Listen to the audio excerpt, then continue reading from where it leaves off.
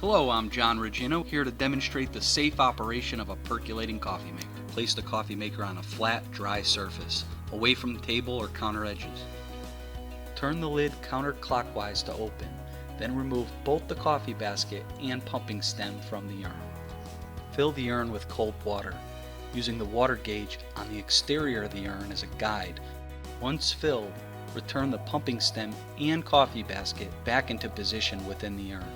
Add coffee grounds of a medium coarseness evenly into the coffee basket. Place the lid atop the urn and turn clockwise to lock it into place. Then securely plug the power cord into a 110-volt outlet on a dedicated 20-amp circuit. Press the switch to the on position, and a light should soon indicate that the heating process has begun. The typical brewing time is 1 minute per cup. Tilt the faucet lever to dispense.